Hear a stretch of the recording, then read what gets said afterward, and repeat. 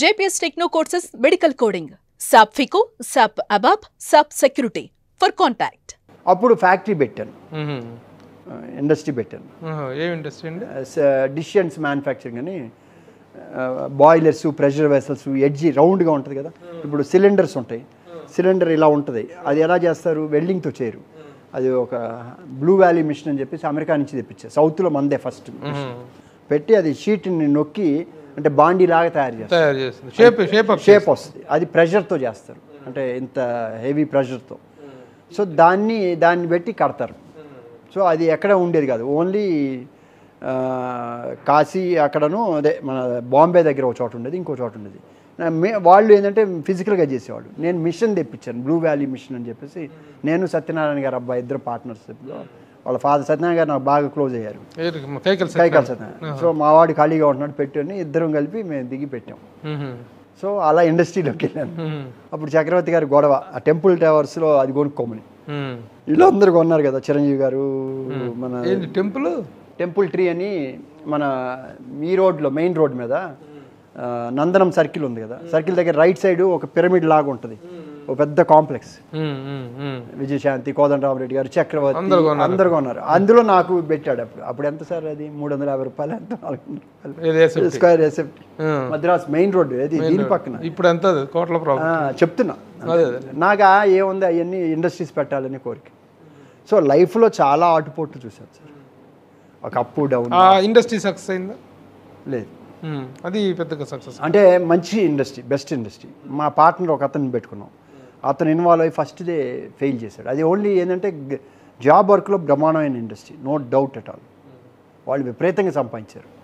మనం ఏంటంటే మా పార్ట్నరే ఇది చేస్తా, అతను ఫస్ట్లో సరైన చేయక ఫస్ట్ ప్రాజెక్ట్ లాస్ వచ్చింది.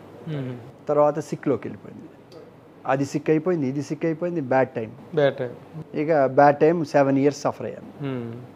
ఆ 7 సంవత్సరాల్లో ఓన్లీ ఆ భక్తి, దేవుడు, అదే. ఇంకా వేరే ఏం ఎలాంటి దురలవాట్లు వెళ్ళలేదు. కూర్చోవటం, దేవుడి ముందర కూర్చోవటం, ఏడవటం. నేనేం తప్పు చేశాను, నేను ఎవరికి చేయలేదు కదా, నాకేంటి ఇది. సో నన్ను వేరే దీంట్లోకి తీసుకెళ్ళాలి, అక్కడ కూడా ప్రొటెక్ట్ చేశారు భగవంతుడు. అంటే నా లైఫ్కి ఎలా మిళితమైందంటే, గురువు గారికి తీసుకెళ్ళి కంచి స్వామి వారి దగ్గర మాట్లాడటం, కంచి స్వామి గారితో రెగ్యులర్గా టచ్లో ఉండటం, పెద్ద చంద్రశేఖర్ సరస్వతి గారితో మాట్లాడేవాడిని. జయేంద్ర సరస్వతి ఇప్పుడున్న కంచిపేటాధిపతి 13 ఏళ్ళ బాయ్, 13 years బాయ్. ఈయనతో జయేంద్ర సరస్వతితో సరదాగా మాట్లాడేవాడు. పెద్ద ఆయన అసలు ఎవరితో మాట్లాడరు కదా. ఇప్పుడు అందరూ ఏమని చెప్తారు, ఆయన నడిచే స్వామి, తిరుపతి ఆయన నడయాడే స్వామి అంటారు. అసలు ఆయనతో మాట్లాడటం అనేది చాలా రేర్. చాగంటి కోటేశ్వరరావు గారు ఎన్నోసార్లు స్పీచ్లో ఆయన చూశాను, కానీ ఆయనతో చూసి ఆయన్ని దర్శించే భాగ్యం కలగలేదు నాకు అన్నారు. అలాంటిది నాకు ఆయన అంటే ఇంతకన్నా దగ్గరలో కూర్చున్నాం ఆయన పక్కన, ఆయన మాట్లాడారు మాతో. సో ఇవన్నీ కూడా అంటే నా జర్నీలో మిళితమై ఉన్నాయి. ఇది జస్ట్ ఇది ఏదైతే చెవిలేపు అయిన తర్వాత ఇది లాస్ అయింది, ఒక లాస్ అయిపోయింది. ఆ నుంచి మళ్ళీ బయలుదేరి వచ్చాను. అప్పుడు నాకు విపిన్ దాస్ సితారా వాళ్ళ మేనమామ కెమెరామెన్ విపిన్ దాస్ అని ఉండేవాడు, ఆర్టిస్ట్ సితారా వల్ల. ఆయన ఫ్రెండ్ నాకు. అంటే సినిమాలు చేస్తూ ఉండారు కదా, ముగ్గురు అక్కా చెల్లెళ్ళు సినిమాలకి వాటికి ఇవన్నీ. అతను కొంచెం తంత్రిజం తెలుసు ఆయనకి. నాకు అప్పుడు ఏంటి, లాసుల్లో ఎలా బయటపడాలి. సో ఇక ఈ పూజలు, జాతకాలు, ఇయే ఇట్లా వెళ్ళిపోయాను. సో ప్రతి ఒక్కరు ఎవరు అంటే టైము, బ్యాడ్ టైము. 3 కార్లు ఉండే, 3 కార్లు అమ్ముడుపోయినాయి, లేవు, అన్నీ టేబుల్ టాప్స్. ఇక సో బయట ఉంది. కానీ ఇప్పుడు మా నాన్న వాళ్ళు ఎలా ఫీల్ అయ్యారు, వీడు అన్నీ పోగొడుతున్నారు, వీడు ఇది అనేది ఒక ఫీలింగ్. సో నేను అడిగేవాడు కాదు, లెట్ మీ సఫర్. నాకు కూడా వాల్యూ తెలిసేది కదా, డబ్బు వాల్యూ. ఇప్పుడు డబ్బు నేను సంపాదిస్తే కదా తెలిసేదానికి. నేను సంపాదించినప్పుడు వర్క్గా తీసుకొచ్చి పెట్టుకున్నప్పుడు ఏమైపోయింది. బట్ ఏ రోజు నేను నా తల్లిదండ్రులు తీసుకోలే, ₹1 కూడా తీసుకోలే. బట్ కొన్ని ఇచ్చారు, అవి కూడా పోయినాయి, అవి అప్పులకే కట్టేశాను. బట్ బేసిక్గా ఒకటి నాకు అప్పుడు నేను అనుకున్నాను, అంటే అప్పుడు మన జయబేరి వాళ్ళ సినిమా వెళ్ళినప్పుడు రేట్ ఎంత అన్న, మీ ఇష్టం సార్ అన్న, మీ బ్యానర్ కావాలన్నా. అంటే నేను అడిగా, నాకు కిషోర్ గారు వాళ్ళంతా ఇది, మీ బ్యానర్ కావాలన్నా. ఆయన ఆ రోజులో 5 లక్షలు ఏదో ఫిగర్ చెప్పారు, ఒక ఫిగర్. ఓకే అన్నాడు. మురళీమోహన్ గారు అంత లేదు చెప్తున్నా. అంటే వాళ్ళు సక్సెస్. నాకేంటంటే బ్యానర్ కావాలి. అంటే విలువ తెలియలే నాకు, రూపాయి విలువ. ఇప్పుడు రూపాయిగా చూడాలి కదా. ఆ దీంట్లో ఆ సినిమా పర్వాలేదు సార్ మీ బ్యానర్ కావాలి అన్ని తన్నేటప్పటికి ఏమైంది. సో రూపాయి విలువ తెలియదు కాబట్టి రూపాయి విలువ తెలుసుకోవాలి. నేను సఫర్ అవ్వాలి, లెట్ మీ సఫర్ అని సఫర్ అయ్యా.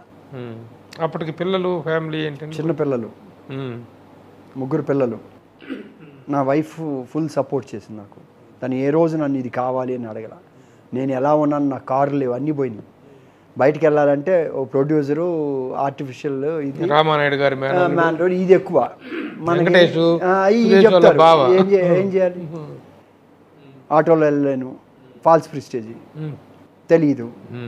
సో ఫ్రెండ్ ఉన్నారు, కుమార్ అని, చనిపోయారు, లేరు. నా మెంటాలిటీ తెలుసు తనకి.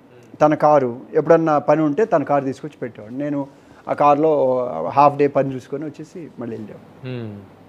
లేకపోతే ఇంట్లోనే ఉండేవాడు. ఇంట్లో పూజ, ఏడుపు, పూజలో కూర్చుంటే కళ్ళు మూసుకొని చేస్తే వెనక పాము వచ్చినట్టు ఉండేది. ఇంకేం మందిరం అలా కూర్చొని అదే మన ఈందే తెలుసు కదా, శివశైలం వెంకటబాబు గారు ఉన్న ఆఫీస్ అదే, నేను అందులోనే ఉన్నాను. ఫస్ట్ 5th క్రాస్ స్ట్రీట్ అక్కడ ఉండేవాడిని, వల్లూరు కోట ఉందరా, తర్వాత ఇక్కడికి వచ్చాను. సో దానికి ఒక ఆయన చెప్పారు, లేదు నువ్వు ఇది చేయించు, ఈ పూజ చేయించాను. అలా ఇక ఈ రోజు పూజలు ఇవన్నీ చేస్తున్న రోజుల్లోనే మీకు ఈ కష్టాలు. అవును, కష్టాలు వస్తే వెంటనే తీరవు కదా సార్. ఇప్పుడు పూజలు ఇవన్నీ గత జన్మలో మనం చేసిన పాపాలు, మనం చేసిన అవి అనుభవించడానికి. ఈ సుఖాలు ఇవన్నీ ఇప్పుడు చేసినవి రావు. బేసిక్గా ఇవన్నీ అనుభవిస్తున్నాం అంటే నేను అనుకునేవాడిని నేనేం తప్పు చేయలేదు, నేను వీలైనంతవరకు ఎంతోమంది హెల్ప్ చేశాను, మంచిగానే ఉన్నాను, నాకెందుకు ఈ కష్టాలు అనుకుంటా. కానీ నాకు తెలియదు కదా ఈ జీవుడు గత జన్మలో ఏం చేశాడో. ఇప్పుడంటే చెప్పగలను, ఇప్పుడు చేసిన పాపాలు చెప్పగలరా? చేశారు పాపాలని కదా, అదేలే కర్మ. ఇప్పుడు కర్మను బట్టి, కర్మను బేస్ చేసే. సో దానికి మనకి తెలియదు కదా. మనమేమనుకుంటాం, నేను అందరికి హెల్ప్ఫుల్ చేశాను, లేకపోతే నేను ఎవరిని హామ్ చేయలేదు అనే ఓ డిస్కషన్లో వెళ్తాం కదా. మన ఇదేంటి సంచిత కర్మలు అంటారు. సంచిత, ఆగామి, ప్రారబ్ధ 3 కర్మలు. సో దీంట్లో ఏంటి, మన పాస్ట్, ఇప్పుడు పాస్ట్లో గత జన్మ కాదు, ఒక మనిషి జన్మ ఎత్తాలంటే 84 లక్షల జీవుల తర్వాత మనిషి జన్మ వస్తుంది. ఇది ఆల్రెడీ నేను చెప్పాను, మళ్ళీ చెప్పడం అనేది ఐ డోంట్ వాంట్ దట్. చెప్పి చాలా కాలం అయింది. లేదు, చూస్తూ ఉంటారు రిపీటెడ్. 84 లక్షల జన్మల తర్వాత మానవ జన్మ వస్తుంది. ఈ 84 లక్షల జన్మల్లో కూడా మీరు చేసుకున్న ఎలివేషన్ బట్టి ఒక్కొక్క అపోజిషన్ వస్తుంది. ఒకప్పుడు మీరు రాయిగా పుట్టుంటాను, స్మాల్ బ్యాక్టీరియా లాగా పుట్టుంటాను, ప్రతి జంతువుగా పుట్టుంటాను నేను. ఉన్నటువంటి జీవరాశులు 84 లక్షలు అయినాకే వస్తుంది. దాంట్లో నువ్వు ఎలివేట్ పొజిషన్ బేస్ చేసి ఇది వస్తుంది, ఒక మంచి చేయటం వల్ల. అంటే చిన్న ఎగ్జాంపుల్, ఒక అడవి గుర్రంగా పుట్టాను నేను. అడవి గుర్రం పరిగెత్తుతూ ఉంటుంది అడవిలో. పరిగెత్తేటప్పుడు దానికి అడ్డంగా ఒక చిన్న క్రీచరు ఏదో వెళ్తూ ఉంది. అది కొంచెం అయ్యో మన తగిలి అది దెబ్బతింటదేమో అనే ఒక ఆలోచనతో అక్కడ జంప్ చేసి వెళ్ళింది అనుకోండి, అది ఒక పుణ్యాన్ని సంపాదించుకుంది అక్కడ. ఆ పుణ్యం వల్ల ఎలివేషన్ వస్తుంది నెక్స్ట్ దీంట్లో, ఫర్ ఎగ్జాంపుల్. సో ఇటువంటి చేయటం వలన మనకి ఈ పొజిషన్కి వస్తాం. ఫస్ట్ జన్మలో వచ్చినప్పుడు, మానవ జన్మలో మనం గత జన్మలో ఏ జన్మ నుంచి వచ్చామో ఆ బుద్ధే ఉంటుంది. ఇవాళ చిన్న ఎగ్జాంపుల్, పేపర్ తీశాను, ఒక 6 ఏళ్ల పసిపాపని అత్యాచారం, ఎదవా ఈ మనిషి పశువా అంటాం. తెలియని రోజుల్లో నాకు, నేను పేపర్ చదివితే బాధేస్తుంది, అసలు ఇదేంటి మనిషి పశువు, 6 ఏళ్ల పసిపిల్ల ఇదేని అనేది. తర్వాత ఇప్పుడు అర్థమైంది వాడు నిజంగా పశువే గత జన్మలో. పశు లక్షణమే ఇటు ఉంది. వాడు ఈ జన్మలోకి వచ్చినాక సత్సంగం వల్ల కానీ ఏదైనా ఒక మంచి కార్యక్రమం కనుక చేయగలిగితే వాడికి, అంటే నేను గతంలో ఈ తప్పు చేశాను కాబట్టి నేను ఇలా మంచిగా తెలియదు, వాడికి తెలియకుండా తెలియదుగా. అందుకనే వాడేంటి, ఒక సత్సంగంలోనో నలుగురితో వెళ్ళో భజనలో వెళ్ళి పాల్గొనో, లేకపోతే ఎవరికైనా ఏదన్నా వాడి మైండ్లో ఎవరికైనా ఆకలిలో ఉన్నవాడికి ఏదైనా ఇచ్చినప్పుడు దేవుడు ఉన్నాడనే ఒక మంచి కార్యక్రమం చేస్తే నెక్స్ట్ భావన ఏర్పడుతుంది. అప్పుడు దాకా దేవుడు ఉన్నాడు అనే భావన కూడా ఉండదు. నాస్తికులు ఉంటారు మనకి, మనం ఏమంటాం నాస్తికులు, వాళ్ళు కాదు, వాళ్ళకి తెలియదు, వాళ్ళు ఇంకా ఆ స్టేజ్కి రాలా. ఆ మంచి చేయటం వల్ల నీకు దేవుడు ఉన్నాడనే భావన మాత్రమే కలుగుద్ది. ఆ భావనలో మీరు వెళ్ళే కొంది you will be into that, దాంట్లోకి ఎదుగుతాం. కొంతమంది 10 ఏళ్లకే సంస్కారం వస్తుంది, 2 ఏళ్లకు వస్తుంది, కొంతమందికి 60 ఏళ్ళకి కూడా రాదు, 70 ఏళ్ళకి వస్తుంది. ఇదేంటి, ఆ గత జన్మ. ఇప్పుడు ఈ జన్మలో నేను ఇక్కడ చేసి ఆగిపోయాను అనుకో, నెక్స్ట్ జన్మ వచ్చేది ఇక్కడి నుంచి స్టార్ట్ అవుతుంది మళ్ళీ.